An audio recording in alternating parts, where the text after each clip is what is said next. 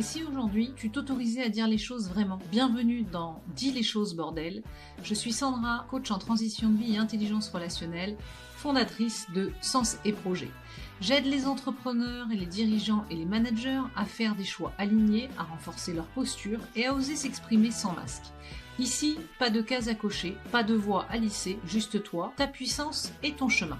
Chaque épisode, on explore ensemble comment dire les choses sans s'excuser d'être soi.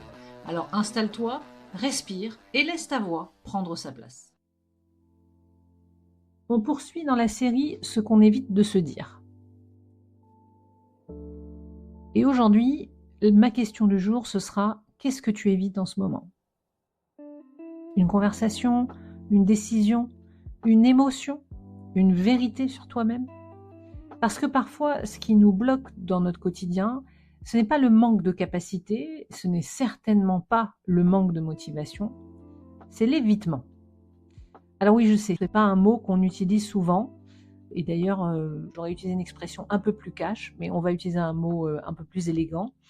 Et dans cet épisode, ce que je te propose, c'est de te raconter 2 histoires pour illustrer ce terme. La mienne et celle d'une cliente. 2 histoires différentes, un seul mécanisme. Je vais commencer par la mienne. À l'époque, j'étais salariée et j'ai eu la chance d'être passionnée et heureuse de bosser pendant près de 20 ans.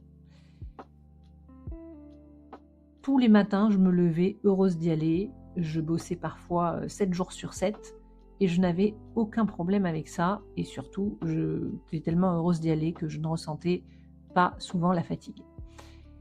Mais là, depuis quelque temps, quelque chose avait changé et je n'avais plus envie d'y aller. J'étais fatiguée, agacée, avec une phrase qui tournait en boucle dans ma tête. Je n'en peux plus, je ne les supporte plus, j'en ai marre, je ne veux plus y aller.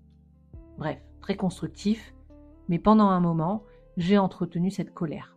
Je l'ai entretenue tout simplement parce que j'étais dans un mode de fonctionnement automatique. Tous les matins, je me levais avec cette fatigue et la seule explication que j'avais, la seule phrase qui me venait, c'était celle-là. C'était contre eux, contre le contexte, contre l'ambiance. Je ne les supportais plus. Et puis un jour, je me suis dit, il y a un truc qui cloche. Je n'aime pas me sentir comme ça, ce n'est pas mon fonctionnement, et j'avais vraiment l'impression de subir et d'être coincée. Alors je me suis posé la question suivante, oui, je me pose toujours plein de questions. Qu'est-ce qui m'énerve vraiment et qui me pose problème ? Et là, j'ai réalisé quelque chose d'inconfortable. Je n'étais pas vraiment en colère contre eux.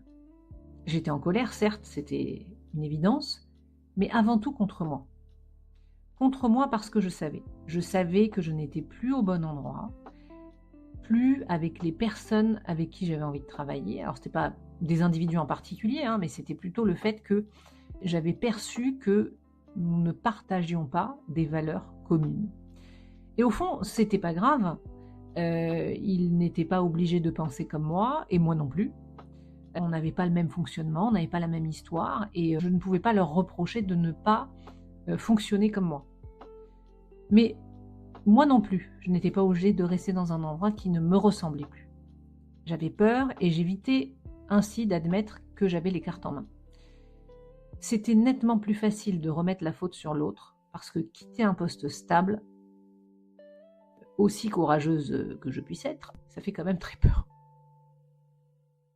Et tant que je fuyais cette vérité, tant que je fuyais quelque part ma vérité, mon besoin, eh bien j'étais restée dans ma colère. Et le jour où je me suis regardée en face, vraiment, j'ai pu décider. Parce que c'était devenu facile, parce que c'était devenu clair. Alors je dirais même parce que c'était devenu clair, c'est devenu facile.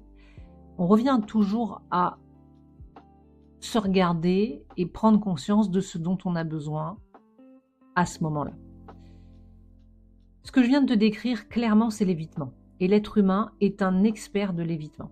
On évite l'inconfort, on évite la honte, on évite la peur, on évite surtout des vérités sur soi.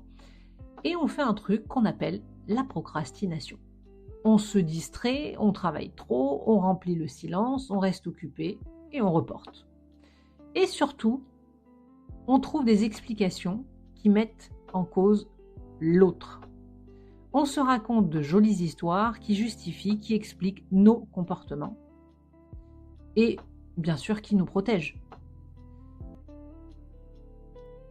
Parce que remettre la faute à l'extérieur, c'est souvent plus confortable que de se regarder soi-même. Et s'il y a bien une chose que j'ai appris au fil des années et des expériences, c'est que regarder les choses en face, c'est secouant, mais nécessaire. L'évitement, ça va soulager sur le moment, mais en réalité, ça accentue ce qu'on fuit. Éviter une conversation va augmenter l'anxiété.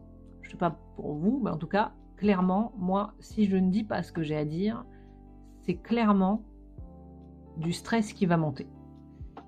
Éviter une émotion, ça la rend chronique. Et éviter de se regarder honnêtement, ça empêche d'évoluer. Ce qu'on évite ne disparaît pas, ça attend. Ça tape à la porte. Ça s'amplifie jusqu'au moment où la vie nous oblige à regarder. J'explique toujours qu'en fait, c'est un peu comme quelqu'un qui tape à ta porte et qui veut rentrer ou qui est en danger. Il va taper à la porte jusqu'à ce que tu ouvres. Et si tu n'ouvres pas, il va taper plus fort. Eh bien, c'est le même principe avec ce qu'on évite de se dire, de voir et d'observer.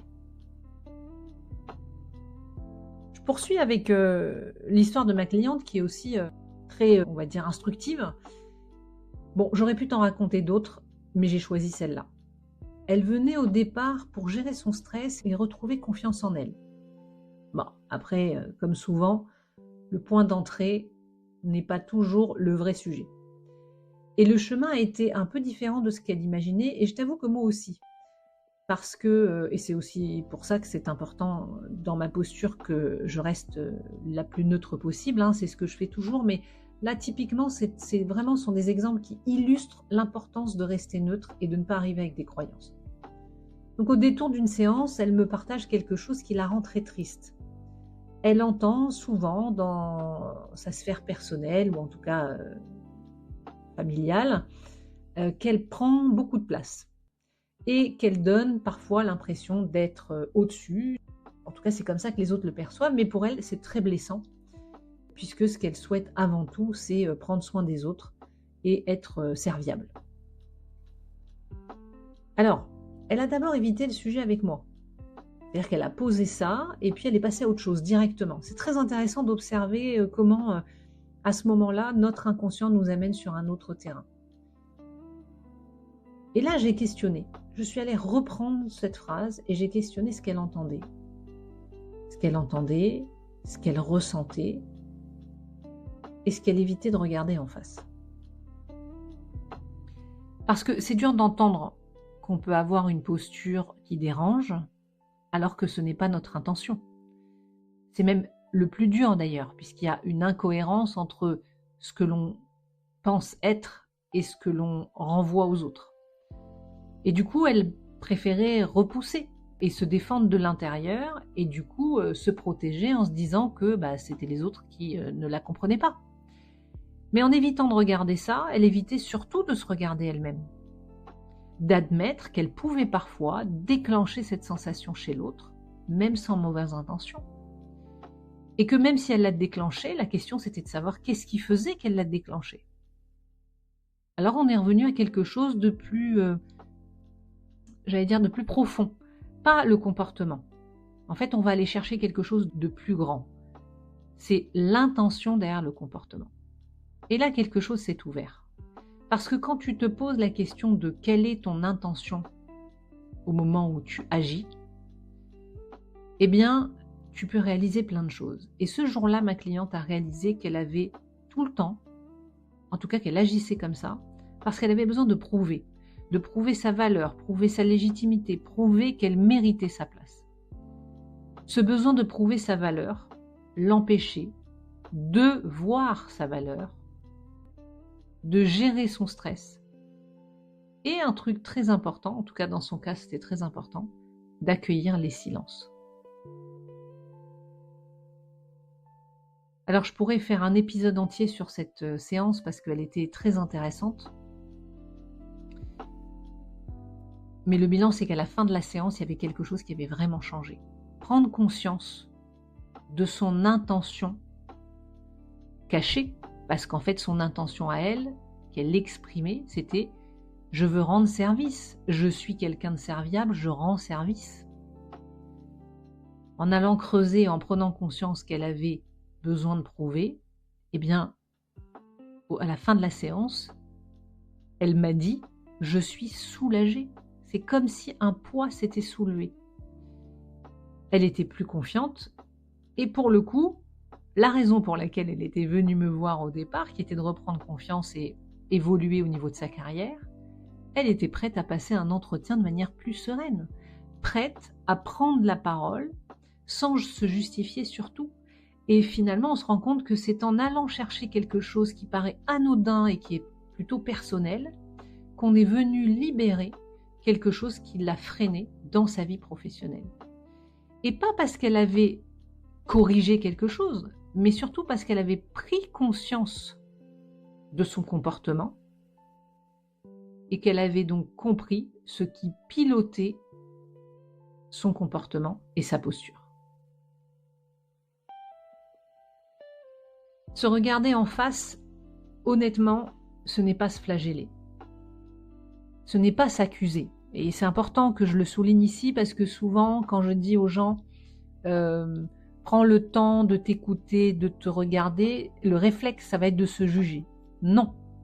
Là, c'est de s'observer, de se comprendre et surtout d'apprendre à se regarder avec de la douceur et de la bienveillance. Et même au-delà de la bienveillance, avec beaucoup d'indulgence. Parce que quand on arrête de se battre contre ce qu'on ressent, eh bien, il y a vraiment quelque chose qui commence à bouger, à changer. Parce qu'une émotion qu'on accepte de ressentir, ça nous traverse souvent plus vite qu'une émotion qu'on évite. Ce point-là est très important. Accepter l'émotion, c'est lui permettre de nous traverser et de nous exprimer son besoin.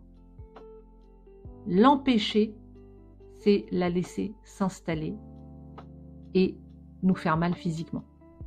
Ce qu'on fuit grossit dans l'ombre. Ce qu'on regarde en face perd souvent de sa puissance. Je te le redis une dernière fois. Ce qu'on fuit grossit dans l'ombre. Ce qu'on regarde en face perd souvent de sa puissance. Alors la question que je te pose aujourd'hui, et que je me pose régulièrement à moi-même, mais ça tu l'as compris, c'est qu'est-ce que tu évites de regarder chez toi ? Qu'est-ce que tu refuses peut-être encore d'admettre ? Pas pour te juger, mais pour te comprendre et avancer avec plus de lucidité sur toi-même. Et si tu ne sais pas par où commencer, pose-toi juste cette question simple. Qu'est-ce que je ressens là, maintenant ? Pas ce que tu penses, pas ce que tu devrais ressentir, ce que tu ressens dans ton corps. Ensuite, tu pourras écouter les pensées qui te traversent. Si cet épisode t'a parlé, je t'invite à aller écouter l'épisode 2 de ce podcast, L'intention ne trompe pas. Parce que comprendre l'intention derrière nos comportements, c'est souvent le début d'une vraie lucidité et honnêteté avec nous-mêmes. Le lien est dans la description, donc si tu veux aller plus loin, abonne-toi au podcast, laisse un commentaire, partage cet épisode ou un autre à quelqu'un qui en a besoin. Parce que parfois, le meilleur cadeau qu'on puisse faire à quelqu'un, c'est de lui tendre un miroir. À bientôt. Merci d'avoir écouté cet épisode de Dis les choses bordel. Si tu as aimé cet épisode, pense à t'abonner, à laisser 5 étoiles ou un commentaire pour soutenir ce podcast. Et si toi aussi tu veux rester toi-même et dire les choses à ta manière, eh bien retrouve-moi sur LinkedIn. En attendant, prends soin de ta voix, prends soin de toi et à très très vite.